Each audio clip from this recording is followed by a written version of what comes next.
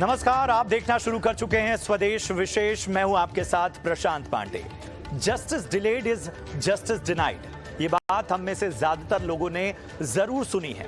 इसका मतलब है कि अगर इंसाफ वक्त पर मिले तो ही इंसाफ मिलना सार्थक समझा जाता है, नहीं तो पीड़ित के लिए इसके मायने एक तरह से खत्म हो जाते हैं।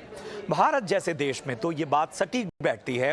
तारीख पर तारीख, जिसकी वजह है देश की अदालतों में 5 करोड़ से ज्यादा लंबित मामले। इनमें से सबसे ज्यादा पेंडिंग मामले जिला और जो तहसील स्तर की अदालतें हैं उसमें मौजूद हैं। सुप्रीम कोर्ट के मुख्य न्यायाधीश DY चंद्रचूड़ खुद ये बात कह चुके हैं कि निचली अदालतों में पेंडिंग मामलों के अंबार लगने से हाई कोर्ट पर दबाव बढ़ रहा है। आखिर ये हालात कैसे बदलेंगे? 20 से 30 साल तक मामले खींचने की बजाय कब उनका निपटारा महीनों में होगा? गरीब से गरीब लोगों को जल्द न्याय दिलाने के लिए न्यायपालिका और सरकार दोनों व्यवस्था में बदलाव की बात कर रहे हैं, लेकिन जजों की कमी और कई दूसरे मुद्दे इस राह में रोड़ा अटका रहे हैं। और आज CJI DY चंद्रचूड़ ने सुप्रीम कोर्ट में 5 नए जजों को शपथ दिलाई। इसके साथ ही सुप्रीम कोर्ट में न्यायाधीशों की तादाद 32 हो गई, लेकिन अब भी 2 पद खाली हैं सुप्रीम कोर्ट यानी सर्वोच्च अदालत में। सवाल है कि दूसरी अदालतों में न्यायाधीशों की तादाद कैसे बढ़ेगी और क्या तरीके अपनाए जाए? कब मामले खींचने की बजाय उनका स्पीडी निपटारा होगा? ये बड़ा सवाल है और इन सब पर हम चर्चा करेंगे। हमारे साथ खास मेहमान जुड़ेंगे, लेकिन पहले ये रिपोर्ट देखिए।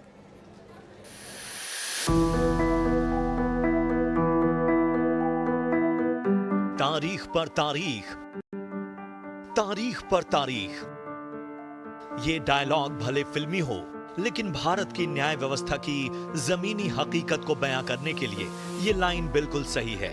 देश की अदालतों में पेंडिंग केसों की तादाद हर दिन के साथ बढ़ती ही जा रही है। आलम यह है कि इस वक्त देश भर की अदालतों में 5 करोड़ से ज्यादा केस पेंडिंग हैं। छोटे मोटे मामलों में भी इंसाफ पाने के लिए बरसों का इंतजार करना पड़ता है और ये इंतजार सवाल खड़े करता है। सवाल justice delayed is justice denied का। नेशनल जुडिशियल डेटा ग्रेड यानी NJAD के मुताबिक देश भर की अदालतों में 5 करोड़ से ज्यादा केस पेंडिंग हैं। लंबित मामलों के बोझ तले सबसे ज्यादा दबे हैं जिला और तहसील अदालतें। इन अदालतों में लंबित केसों का आंकड़ा 4 करोड़ 31 लाख के करीब है। हाई कोर्ट में लंबित केसों का आंकड़ा 59 लाख 78 हजार के करीब है। वहीं सर्वोच्च अदालतों की बात करें तो ये आंकड़ा 69,768 है। आंकड़ों से साफ है कि न्याय व्यवस्था की जो आखिरी पायदान यानी जिला और तालुका अदालतें हैं, उसमें तेजी से बदलाव किए जाने की जरूरत है। इसकी अहमियत खुद भारत के मुख्य न्यायाधीश यानी chief justice of India DY Chandrachud बता चुके हैं। CJI के बयान के मुताबिक डिस्ट्रिक्ट जज जघन्य अपराध के केस में जमानत देने से हिचकते हैं। इससे जिला अदालतों का पैनापन कम हो रहा है और हाई कोर्ट में जमानत याचिकाओं की बाढ़ आ रही है। भारत के मुख्य न्यायाधीश बदलाव पर जोर दे रहे हैं। वहीं सरकार इंसाफ में देरी के पीछे न्यायाधीशों की कमी के साथ साथ दूसरी वजहों को भी गिनाती है। ऐसे में सवाल है कि आम लोगों को जल्द और कम खर्च पर इंसाफ कैसे मिल पाएगा? कौन से बड़े रिफॉर्म न्याय व्यवस्था के लिए इस वक्त जरूरी है और इसकी क्या चुनौतियां हैं और आखिर इस दिशा में क्या काम हो रहे हैं? ब्यूरो रिपोर्ट, ET नाउ स्वदेश। तो ये रिपोर्ट आपने देखी और चलिए अब चर्चा की शुरुआत करते हैं। हमारे साथ इस वक्त जुड़ चुकी हैं NS नपीनाई, जो कि सुप्रीम कोर्ट की जानी मानी वकील हैं। NS नपीनाई, बहुत बहुत स्वागत आपका ET नाउ स्वदेश में। और मेरा पहला सवाल यही है कि जो एक लगातार न्याय व्यवस्था में, एक पूरे जुडिशियल सिस्टम में जो एक तेज न्याय की आस हमेशा से रही है, उन सब के बीच सबसे बड़ा सवाल ये होता है कि आखिर अब तक जिस तरह से चीफ जस्टिस ने भी कहा कि देश भर में लाखों केसेस जो हैं वो वकीलों की अनुपलब्धता यानी उनकी अनअवेलेबिलिटी के कारण और कई मामले दस्तावेजों या रिकॉर्ड के इंतजार में लंबित रहते हैं। निचली अदालतों में जमानत तक के लिए एक तरह से हाई कोर्ट तक की शिफ्टिंग होती है, हाई कोर्ट का मुंह देखना पड़ता है और इस वजह से पेंडिंग केसेस की तादाद बढ़ती जाती है। पहले तो आपकी प्रतिक्रिया जानना चाहेंगे, किस तरह से जो पूरी हमारा जुडिशियल सिस्टम है उसको बेहतर बनाया जा सकता है और वो क्या कारण है जो इस तरह से लंबित मामले बढ़ते जा रहे हैं? नमस्कार। ये सवाल तो बहुत ही कठिन है कब से हम लोग तो इसमें तो डिबेट करते जा रहे हैं, मगर एक चीज है, तो हमारे लिए स्पीडी जस्टिस मतलब तो कानून के हिसाब से जो भी जस्टिस मिल रहा है वो बहुत जल्दी मिलना चाहिए, वो बहुत जरूरी है। इसमें तो कोई कंफ्यूजन या डिबेट नहीं हो सकता है। सबका राय यही होता है कि हमको तो जल्दी से जल्दी जस्टिस मिलना चाहिए, मगर कौन सी तरीका इस्तेमाल करेंगे उसके लिए। एक तरफ सा है जो फटाफट और जल्दी से जब जजेस का अपॉइंटमेंट्स हो जाता है डिले के बगैर, क्योंकि आपको ऑलरेडी पता है जिस दिन एक जज हाई कोर्ट का जज जब 62 इयर्स होते हैं और सुप्रीम कोर्ट का जज जब 65 बन जाते हैं, उनका रिटायरमेंट होने वाला है। वो कौन सा तारीख पे होने वाला है सबको पता है। तो पहले से ही उसके लिए तो प्रिपेयर होकर तैयारी करके उनका रिप्लेसमेंट के लिए तो तुरंत करना चाहिए। ये तो एक सजेशन। आपको पता है एनजेएसी में दो हियरिंग्स चले थे। पहले वाला जिसमें वो गवर्नमेंट का अटेम्प्ट तो स्ट्राइक डाउन हुआ था और कॉलेजियम सिस्टम कंटिन्यू हुए थे। उसके बाद दूसरा एनजेएसी का हियरिंग चल रहे थे और उसमें हमने बहुत ज्यादा सजेशंस दिए थे और उसमें से एक यही था।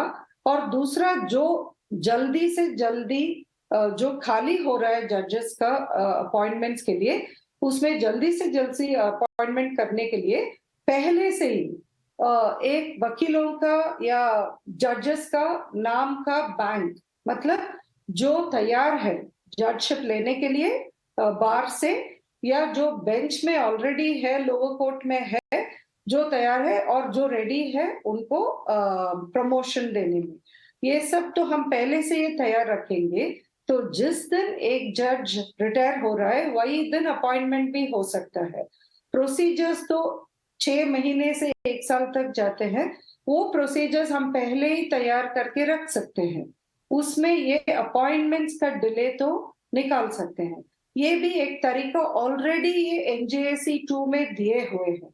ये सब तो जजेस की तरफ से है, मगर जो लिटिगेंट्स है, जो कानून जस्टिस सीख कर आ रहे हैं कोर्ट पे, और लॉयर्स की तरफ से बहुत सारा सजेशंस है, बहुत ज्यादा है जो हम कर सकते हैं। मगर हमको याद रखना चाहिए जजेस का काउंट अभी भी थाउजेंड्स में ही हो सकता है, मगर इंडिया का पॉपुलेशन तो 1.4 बिलियन टच करने के लिए रेडी है और 1.4 बिलियन लोग तो कानून का जस्टिस सीख कर कोर्ट पे आ रहे हैं। जितना भी आप जजेस का नंबर बढ़ाओ फिर भी ये गैप तो होते ही रहेगा। तो मैं तो आपको पता है मैं तो साइबर लॉ का और साइबर सिक्योरिटी के बारे में बोलती हूँ ज्यादा, और जानकारी तो उसमें तो मैं एक टेक्नोलॉजी का भी तरीका मैं बताना चाहती हूँ। इसीलिए बहुत सारा पॉसिबिलिटीज है। एक तो ऑफ कोर्स तारीख पे तारीख नहीं होना चाहिए, जिस तारीख पे केस तो फाइनल हियरिंग के लिए डाल दिया दोनों तरफ से, या शुड आई से तीनों तरफ से, सबका तो यही सोल्यूशन होना चाहिए कि जब मैटर आ गया तब तो खत्म होना चाहिए। तो वो तो हम लोग तो जैसे बोलते हैं ना यूटोपियन सोल्यूशन, मगर तो प्रैक्टिकली तो कभी होता ही नहीं। तो एक तरफ को ब्लेम करके दूसरों तरफ को ये सपोर्ट करके कोई फायदा नहीं, क्योंकि सभी हाथ एक ही साथ आना चाहिए उसको तो ठीक तरीके से निभाने के लिए। मगर टेक्नोलॉजी का भी हमको ज्यादातर इस्तेमाल करना चाहिए। अभी ये बजट में आप देखेंगे तो बहुत ज्यादा पैसा टेक्नोलॉजी इस्तेमाल करके जस्टिस डिलीवरी सिस्टम को स्पीडी करने के लिए तो गवर्नमेंट ने अलॉट किए हैं। मगर अभी ये पैसे को तो सही तरीके से हम इस्तेमाल करेंगे ये चीज के लिए भी, ये सेग्रीगेट करने के लिए। अभी आप देखेंगे सिविल केसेस में ज्यादातर इंटरम ऑर्डर्स के बाद किसी का इंटरेस्ट ही नहीं रहता है, क्योंकि वो तो 2-3 डिकेड के बाद, मतलब 20 साल या 30 साल के बाद आ रहा है, तो किसी का इंटरेस्ट नहीं रहता है। मगर आप 1-2 जुरिस्डिक्शंस में देखेंगे, Delhi high court has been leading in that, उसमें आप देखेंगे तो बहुत जल्दी केसेस फाइनल हियरिंग पे आ जाता है। 1.5 साल में भी हमने केसेस फिनिश किए हैं शुरू से अंत तक, सिविल केसेस जो हम सोच भी नहीं सकते थे पहले। तो ये तरीका है, अपॉर्चुनिटी है हमको टेक्नोलॉजी इस्तेमाल करके ये पहले देखने के लिए तो कौन सा मैटर्स जल्दी फिनिश कर सकते हैं, किसके लिए थोड़ा ज्यादा समय जरूरत है और किस जो मैटर्स 30 साल से ज्यादा जो पेंडिंग है उसको तो कैसे जल्दी हम खत्म कर सकते हैं।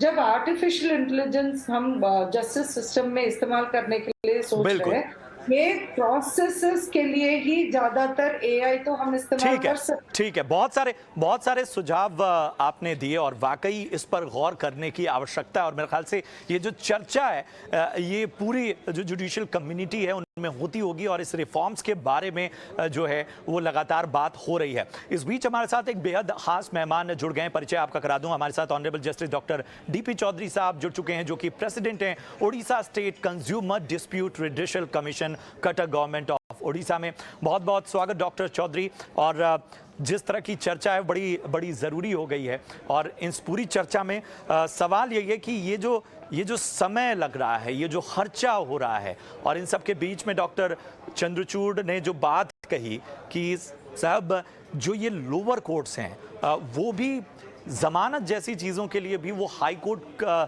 का मुंह देखते हैं, और ये जो प्रैक्टिस है वो कहीं ना कहीं एक तरह से लगातार पेंडिंग केसेस में एक बहुत बड़ा इजाफा कर रही है। फिर भी आप क्या फैक्टर्स देखते हैं, कौन से वो मल्टीपल फैक्टर्स हैं जिनकी वजह से आज पेंडिंग केसेस की तादाद इस कदर तक पहुंच चुकी है?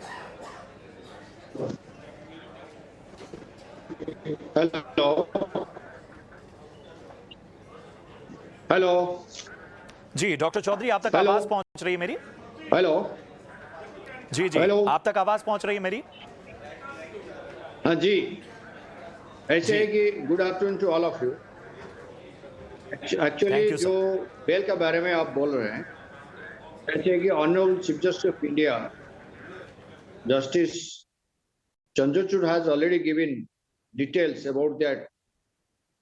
तो इसमें तो he is absolute right and we agree with that. Really sometimes the lower courts are not granting bail, for which high court में जाना पड़ता है, और इसमें भी बहुत भी भीड़ भाड़ है। उसमें भी आप हाँ, जैसे मैडम बोल रहे थे, अभी डिजिटल सिस्टम में काफी सुधार आया है, and honourable CJI has already stated in the recent meeting that really the digital means is the only way where we can reduce the pendency.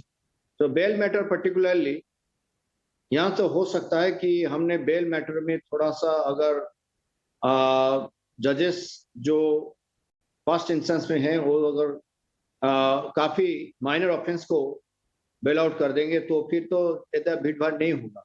But it depends on mind set, जहाँ जहाँ mind set होगा वही होगा, and इनको थोड़ा सा खुलासा आप करेंगे तो फिर तो कर सकते हैं।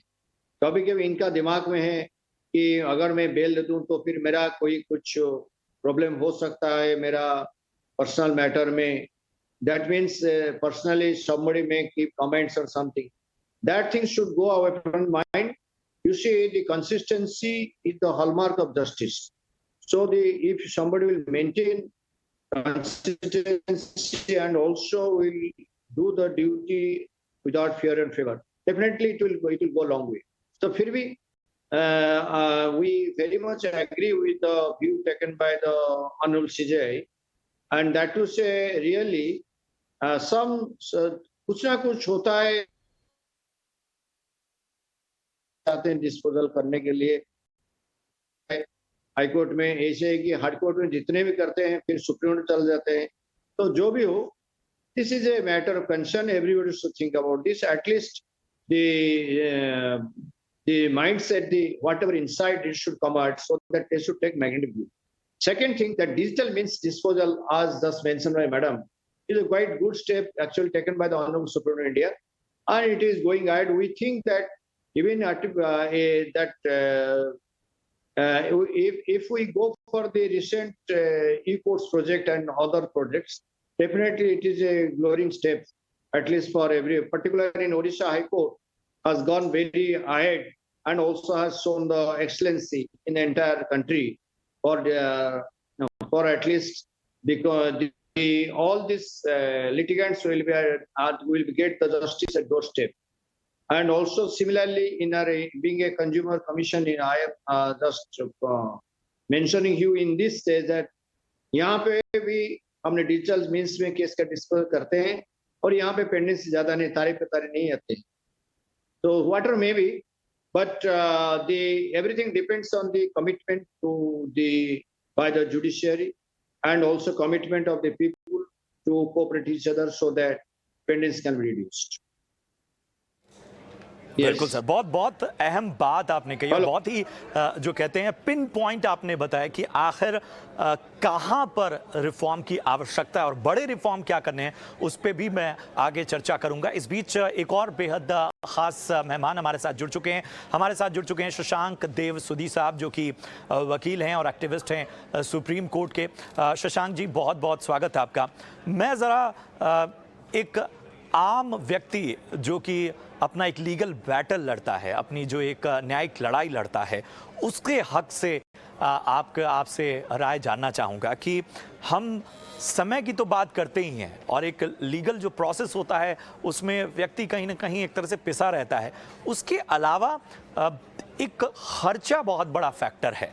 तो बताएं कि आखिर ये जो लंबे केसेस चल रहे हैं, लंबी लड़ाइयाँ चल रही हैं, इतने सारे पेंडिंग केसेस हैं, ये आर्थिक तौर पर और मानसिक तौर पर एक आम व्यक्ति को जो किसी लीगल बैटल में फंसा हुआ है उसे कितना नुकसान पहुंचाते हैं?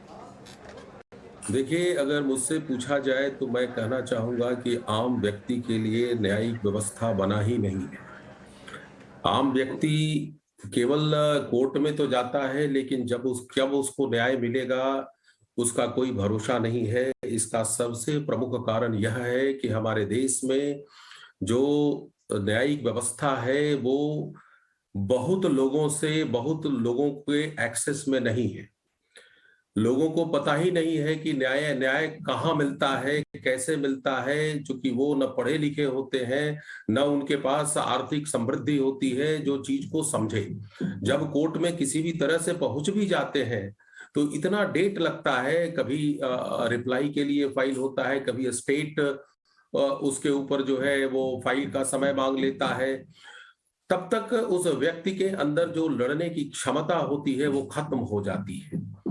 मैं कहना चाहूंगा कि ये न्यायिक व्यवस्था में जो ये खामियां हैं उसके लिए सभी जिम्मेवार हैं, चाहे वो लॉयर भी उतना ही जिम्मेवार है और सिस्टम भी उतना ही जिम्मेवार है. जजेज की नियुक्ति से न्यायिक व्यवस्था मजबूत नहीं हो सकता है. जज एक पार्ट है सिस्टम के. एक बहुत सारे पहलू होते हैं, वकील का ट्रेंड होना प्रॉपर, जजेस को ट्रेंड होना प्रॉपर, कि कैसे गरीब लोग को न्याय कैसे देना चाहिए. ये तो एक सेंसिटिव मामला है और एक में सेंसिटिविटी दिखनी चाहिए. आप कोर्ट में जाएं, अगर नॉर्मल प्रैक्टिस में जाएं तो आपको पता चलेगा कि क्या तारीख किसी भी चीज के लिए तारीख लग जाएगी. उस व्यक्ति के जो अंदर पीड़ा है उसके बारे में किसी को भी चिंता नहीं है कि एक जो 40 किलोमीटर से चल करके आ रहा है उस कोर्ट में और वकील को फीस दे रहा है और डेट लग जा रहा है, तो उसकी अकाउंटेबिलिटी तो तय की जानी चाहिए कि अगर डेट लगा है तो आखिरकार सिस्टम के खराबी के कारण लगा है, चाहे वकील के इनकॉम्पिटेंसी से लगा है. तो सारी चीजें जो है यहाँ एक व्यवस्थागत त्रुटियां हैं जिसको दूर करने की जरूरत है. नंबर 2, ये जो आप लंबित केस के बारे में बता रहे हैं, 3.7 और 3.3 crore 50 lakh cases are pending, मुझे आज तक पता नहीं चला कि ये जो फिगर है वो कहां से आ रहा है. क्योंकि मैंने आरटीआई के द्वारा सभी हाईकोर्ट से ये डिटेल मांगा कि आपके यहाँ कितने केस पेंडिंग है. आधे हाईकोर्ट ने मना कर दिया देने से पेंडेंसी, कि हमारे पास कोई इंफॉर्मेशन इस तरह का होता ही नहीं है. तो मैं कहना चाहूंगा कि ये कहां से तथ्य आ रहे हैं कि इतने केस पेंडिंग है. ये तथ्य को समझना बहुत जरूरी है. इतने बहुत सारे पेंडेंसी है. हर जज सुप्रीम कोर्ट के सेंसिटिव जज है, नो डाउट अबाउट ही, उनकी चिंताएं भी हैं, लेकिन आखिरकार 70-75 सालों से ये चिंता को केवल व्यक्त किया जा रहा है. इसके तरफ बहुत लोग ने स्टेप भी लिए हैं, तो क्यों वो स्टेप अपर्याप्त है? और चीजें तो हो रही हैं और व्यवस्था तो चल रही है, सारी सरकारें चल रही है, सर इलेक्शंस हो रहे हैं, सारी चीजें हो रही है. न्यायिक व्यवस्था को क्यों नहीं त्वरित किया जा रहा है? इसके पीछे कौन सा कारण है? आप कॉलेजियम सिस्टम में जजेस का अपॉइंटमेंट में 6 महीने लगाते हैं, एक रिकमेंडेशन जाता है, फिर रिकमेंडेशन वापस कर दिया जाता है। अकाउंटेबिलिटी हमारे देश में नहीं है, अकाउंटेबिलिटी नाम की कोई चीज नहीं है हमारे देश में, और यही कारण है कि मेरा जुडिशियल सिस्टम ठीक डिसफंक्शनल है। अगर मैं कहूं डिसफंक्शनल तो ये कोई गलत नहीं है, क्योंकि अगर न्याय समय से नहीं मिलता है तो उस न्याय की कोई भी कीमत नहीं है। वो बिल्कुल, न्याय न यही देने के सवाल बराबर है। यही सवाल हम शशांक जी लगातार उठा रहे हैं। और एनएस नपीनाई साहब, मैम आपने भी सुना शशांक जी को, और ये ऐसी बात नहीं थी जिसमें कोई ना इत्तेफाकी जताई जाए। ये चीज़ें हैं, और ये जो स्ट्रगल है लोगों का अपने लीगल बैटल में, वो दिखता है। और इन सब के बीच में सवाल उठता है कि इतने सालों में जो रिफॉर्म्स हुए, क्या वो रिफॉर्म्स इतने क्रांतिकारी नहीं थे, इतने बड़े नहीं थे जो इस तरह से फिगर सामने आ रहे हैं, या वाकई अब जो है वो अब तेजी आई है? अब हम चाहे ई कोर्ट की बात करें, इस बार तो बजट में 7,000 करोड़ आवंटित भी किया गया है। कितनी बड़ी भूमिका जो है वो ई कोर्ट्स निभाएंगे? या जो सबसे अहम बात है, एक चीज़ मैं समझना चाहूँगा, मैं वो चीज़ शायद आप बेहतर बता पाएंगी। जब चंद्रचूड़, हमारे चीफ जस्टिस ऑफ इंडिया, ने ये कहा कि वो कुछ अपने नुकसान की वजह से जो जमानत वाली फाइलें हैं, जमानत के जो केसेस हैं, वो हाई कोर्ट तक टाल देते हैं, उनका मुंह देखना पड़ता है। इसको समझें कैसे? आखिर क्या वो नुकसान है? किस वजह से लोअर कोर्ट इस तरह से हेल्पलेस हो जाती हैं? एक चीज जो मैं शेयर करना चाहती थी, particularly after the last speakers intervention, बहुत ही इंपॉर्टेंट और महत्वपूर्ण पॉइंट्स दोनों स्पीकर्स ने निकाले हैं। मेन तो ये जो शब्द जो इस्तेमाल हुए थे, अकाउंटेबिलिटी, उसका और एक शब्द मैं ऐड करना चाहती थी, ट्रांसपेरेंसी। आपको तो मैं वापस टेक्नोलॉजी की बात ही करना चाहती थी। ये तो नया तरीका नहीं है, पहले से भी हम कर सकते थे। अभी का जो टेक्नोलॉजी है, इसमें से बेहतर कर सकते हैं। यूं समझ लीजिए, जब से आप केस दर्ज कर रहे हैं, वहां से उसका फाइनल ऑर्डर होते समय तक वो फाइल कहाँ कहाँ जा रहा है, किसके पास जा रहा है, उन व्यक्ति के पास कितने दिन तक रुका हुआ है, क्यों उतने दिन उन्होंने लिया है, किसी को वो फाइल को चेक करके आगे बढ़ाना है तो वो 2-3 दिन ले रहे हैं। तो अभी आप देख लीजिए, हाई कोर्ट में जब स्टैट्यूटरी डिटेंशन केसेस आते हैं, उसमें तो जब कोर्ट ने देख रहे हैं किसी को, तो आपने तो ट्रायल के बगैर स्टैट्यूटरी डिटेंशन मतलब तो जेल में डाले हैं। तो इसीलिए कोर्ट तो उसका तो वेरीफाई कर रहे हैं क्यों किया है और कैसे आपने उसको हैंडल किए हैं। उसमें आप जब प्रोसीजर देखेंगे तो हर दिन का डिले को गवर्नमेंट को एक्सप्लेन करना पड़ता है। वैसे ही कोर्ट सिस्टम्स को भी ट्रांसपेरेंसी लेकर आना चाहिए। वो ट्रांसपेरेंसी अभी टेक्नोलॉजी की तरफ से फीसिबल है, वो कर सकते हैं। अभी वो ट्रांसपेरेंसी आप एक बार लेकर आ गए, वो जज तक उनको एक्सप्लेन करना पड़ेगी उनके पास वो फाइल इतने दिन क्यों थे, उन्होंने कितने दिन लिया एक मैटर को डिस्पोज करने के लिए। ऑलरेडी एक सेक्शन यूं समझ लीजिए 420 जो चीटिंग है, उसके अंदर सुप्रीम कोर्ट ने बहुत सारे केस लॉ दिए हैं, कितने जल्दी बेल देना चाहिए। नपीनाई जी, समय कम है, माफी चाहूंगा। नपीनाई जी, समय कम है, माफी चाहूंगा। और मैं आखिरी रिमार्क जो है शशांक जी आपसे लेना चाहूंगा। बड़ा सीधा सवाल, क्या करने की आवश्यकता है? क्या वो बदलाव है जिनकी ओर देखना होगा? संक्षेप में अगर आप बता पाए। ये मैं केवल यही कहना चाहता हूं कि जो जजेस रिफॉर्म के बारे में बताते हैं कि ये रिफॉर्म होना चाहिए, क्यों नहीं वो कुर्सी पर बैठे हुए कर रहे हैं? आखिरकार क्या प्रॉब्लम है, क्या ऐसी बाधा है कि वो एक्शन नहीं ले सकते हैं? सबसे बड़ी चीज है कि जो देखिए, supreme court and high court are the guardian of judicial system, but who will guide the guardian, who will guard the guardian? The biggest question comes here. अगर आप कुर्सी पर हैं, आपके पास सारी सुविधाएं हैं, तो क्यों नहीं इसको इंप्लीमेंट किया जाता है? सारी व्यवस्थाएं, बजट पेश हो रहे हैं, क्यों नहीं इसको बार फुटिंग पर किया जा रहा है? मैं केवल यही कहना चाहता हूं कि अगर विल है, अगर अंदर बिल पावर है तो सारी चीजें हो सकती हैं। तो मैं ऑनरेबल सुप्रीम कोर्ट के जजेस से आपके माध्यम से कहना चाहूंगा, ये पीड़ा जो है इस चर्चा के जरिए आपने देखा कि ये जो पूरा जुडिशियल सिस्टम है, इसमें मौजूद जो जिम्मेदार लोग हैं वो भी मान रहे हैं कि बड़े स्टेप्स उठाने होंगे, और ये रिफॉर्म क्यों नहीं हो रहे हैं, एक बड़ा सवाल है। छोटे छोटे कदमों से ये फासला तय नहीं होगा। न्याय आम लोगों की तक पहुंच उसकी बने, वो आसान हो, समय सीमा के भीतर हो, उसमें खर्चा कम हो और बेहतर तरीके से न्याय व्यवस्था काम करे। इन सब के लिए जो हमारे स्पीकर्स थे आज, उन्होंने बहुत बड़ी बातें कही और सीधा सवाल भी पूछा और अहम सलाह भी दिए कि आखिर किस तरह से हमें आगे बढ़ना होगा। बहुत बहुत शुक्रिया करेंगे शशांक जी और नपीनाई जी हमसे जुड़ने के लिए। हमारे साथ डॉक्टर डीपी चौधरी भी जुड़े थे, उनका भी बहुत बहुत शुक्रिया। कुछ तकनीकी खामी थी जिसकी वजह से उनसे हमारा संपर्क बाद में कट गया, लेकिन उन्होंने भी अपनी बात रखी और सभी ने माना है कि समस्या है, अब समाधान की ओर देखना होगा। कैसा लगा शो? हमारे सोशल मीडिया पेजेस पर जाकर आप बताइए। फिलहाल पूरी टीम को दीजिए इजाजत। आप देखते रहिए ET Now स्वदेश। नमस्कार।